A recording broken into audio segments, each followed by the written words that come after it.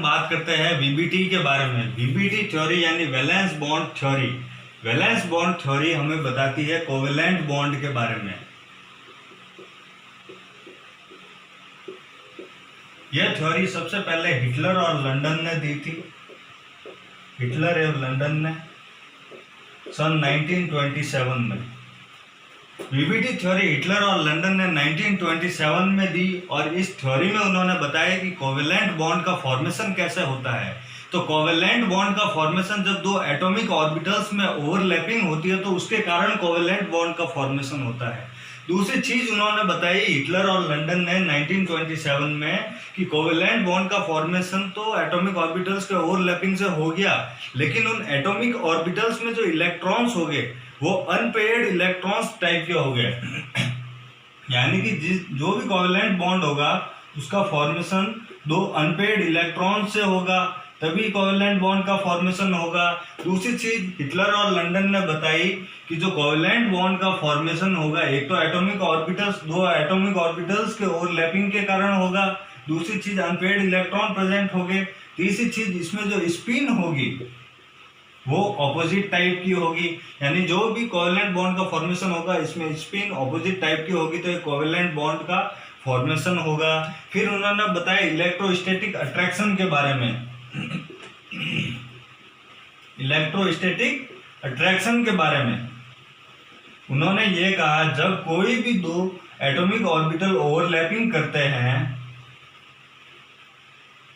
जब कोई भी दो ऑर्बिटल ओवरलैपिंग करते हैं तो उनके जो इलेक्ट्रॉन्स है ओवरलैपिंग वाले, तो इन दोनों एटॉमिक ऑर्बिटल्स का न्यूक्लियस होगा, तो ये दोनों न्यूक्लियस इन इलेक्ट्रॉन्स को जब अट्रैक्ट करते हैं तो इलेक्ट्रोस्टैटिक अट्रैक्शन स्टार्ट होता है और एक अच्छे बॉन्ड का फॉर्मेशन होता है।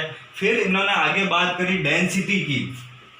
इनका पांचवा पॉइंट था डेंसिटी का, कि डेंसिटी उनमें ज्यादा होगी जिनमें डायरेक्शनल कैरेक्टर ज्यादा होंगे, डायरेक्शनल कैरेक्टर ज्यादा होंगे। तो डायरेक्शनल कैरेक्टर के बारे में उन्होंने क्या बताया कि पी सबसे ज्यादा होता है डायरेक्शनल कैरेक्टर, उसके बाद एसपी में, और सबसे कम जो होता है वो होता है एस में, क्योंकि इसमें जो पी में होता है वो डंबल शेप्ड होता है, इस कारण इन्होंने डायरेक्शनल कैरेक्टर बताया। और एस में जो होता है वो गोल होता है।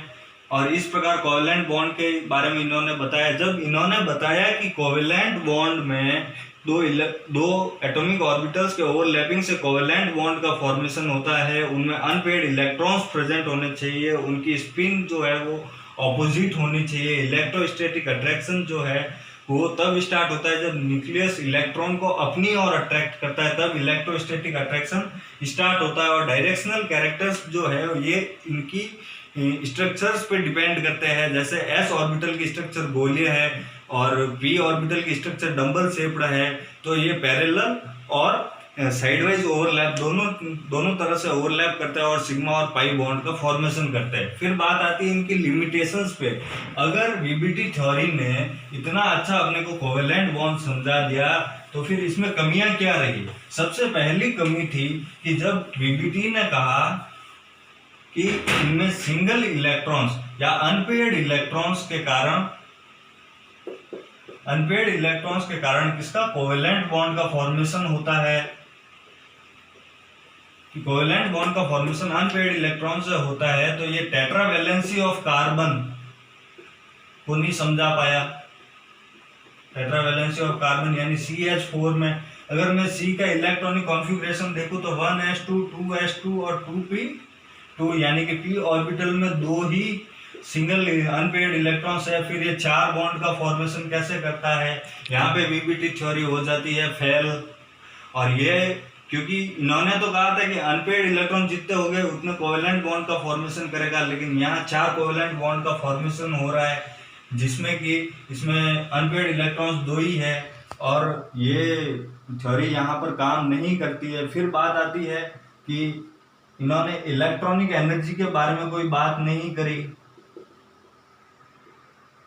हिटलर और लंदन ने इलेक्ट्रॉनिक के एनर्जी के बारे में कुछ नहीं बताया कि इलेक्ट्रॉनों की एनर्जी कितनी होगी, कैसे होगी, कब इंक्रीज होगी, कब डिक्रीज होगी, ये कुछ नहीं बताया इन्होंने। इसके बाद जब इस थ्योरी में इस थ्योरी को मॉडर्न रूप दिया गया, तो वो मॉडर्न रूप दिया एक तो स्टेलर और पॉलिंग ने 1931 में। किसने? स्टेलर और पॉलिंग ने सन 1931 में। उन्होंने क्या बताया कि जो पेयर्ड इलेक्ट्रॉन्स है, ऐसा कोई एटॉमिक ऑर्बिटल है जिसमें पेयर्ड इलेक्ट्रॉन प्रेजेंट है और वो भी कोवेलेंट बॉन्ड में पार्टिसिपेट करना चाहता है, तो ये जो पेयर्ड इलेक्ट्रॉन्स है वो उसको चेंज कर देगा अनपेयर्ड इलेक्ट्रॉन्स में। यानी कि ये तो होगा ग्राउंड स्टेज पे पेयर्ड इलेक्ट्रॉन, और जब उनको एनर्जी देंगे, जब वो एक्साइटेड स्टेट में जाएंगे, तो वो पेयर्ड इलेक्ट्रॉन्स को अनपेयर्ड इलेक्ट्रॉन्स में ट्रांसफर कर देगा और वहां पे वो कर देगा कोवेलेंट बॉन्ड का फॉर्मेशन। ये हमें किसने बताया? मॉडर्न थ्योरी दी वीबीटी की। किसने? स्टेलर और पॉलिंग ने 1931 में। उन्होंने ये बताया कि अगर कोई एटॉमिक ऑर्बिटल है जिसमें सिर्फ पेयर्ड इलेक्ट्रॉन प्रेजेंट है, तो वो अपने एक्साइटेड स्टेट में पेयरिंग इलेक्ट्रॉन को अनपेयर्ड इलेक्ट्रॉन्स में चेंज करके कोवेलेंट बॉन्ड का फॉर्मेशन करते हैं। फिर इन्होंने बताया कि जो कोवेलेंट बॉन्ड है वो दो टाइप का होता है, sigma bond and pi bond. अब जो सिग्मा बॉन्ड का फॉर्मेशन है वो होता है एक्सियल ओवरलैपिंग के कारण, यानी अक्ष पर अतिव्यापन होगा, उससे होगा सिग्मा बॉन्ड का फॉर्मेशन। और पाई बॉन्ड का जो फॉर्मेशन है वो होगा पैरेलल ओवरलैपिंग से।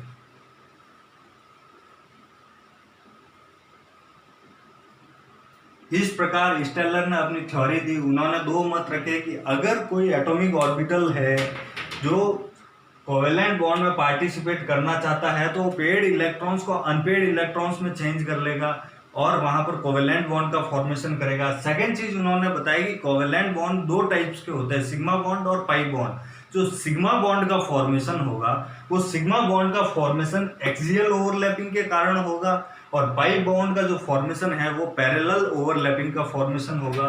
पैरेलल ओवरलैपिंग जो है वो ऐसे होगी जैसे पी ब्लॉक में है, तो ऊपर भी ओवरलैपिंग होगी यहाँ पे और नीचे भी, और जो एक्सियल ओवरलैपिंग है वो होगी ऐसे साइड वाइज, ये अक्ष पर ओवरलैपिंग होगी। ठीक है, ये बात करी इन्होंने। अब वापस रिपीट करते हैं शुरू से। वैलेंस बॉन्ड थ्योरी सबसे पहले दी थी हिटलर और लंदन ने 1927 में। उन्होंने बताया कि जो भी कोवेलेंट बॉन्ड का फॉर्मेशन होता है वो एटॉमिक ऑर्बिटल्स में ओवरलैपिंग के कारण होता है। अब जो ओवरलैपिंग में एटॉमिक ऑर्बिटल्स पार्टिसिपेट करेंगे उनमें जो इलेक्ट्रॉन्स है वो अनपेयर टाइप के होंगे, उनकी स्पिन जो होगी वो ऑपोजिट टाइप की होगी, इनकी जो डेंसिटी है वो डायरेक्शनल कैरेक्टर्स पे डिपेंड करेगी। जो न्यूक्लियस के पास जो ऑर्बिटल पहले होगा उसकी डेंसिटी सबसे ज़्यादा होगी। फिर बात आती है इनकी लिमिटेशंस की। तो ये एक तो टेट्रावैलेंसी ऑफ कार्बन को नहीं बता पाया कि कार्बन में अगर दो सिंगल बॉन्ड है तो वो 4 कोवेलेंट बॉन्ड कैसे बनाता है। फिर इलेक्ट्रॉनिक एनर्जी के बारे में इन्होंने कुछ बात नहीं करी। फिर थर्ड बात आती है इनकी कि जो भी ऑक्सीजन है उसकी मैग्नेटिक प्रॉपर्टी को नहीं बता पाया, ये नाइट्रोजन है उसकी स्टेबिलिटी को नहीं बता पाया। इस कारण इस थ्योरी को फेल माना गया। फिर इसका मॉडर्न कंसेप्ट जो देते हैं वो देता है स्टेलर और पॉलिंग 1931 में।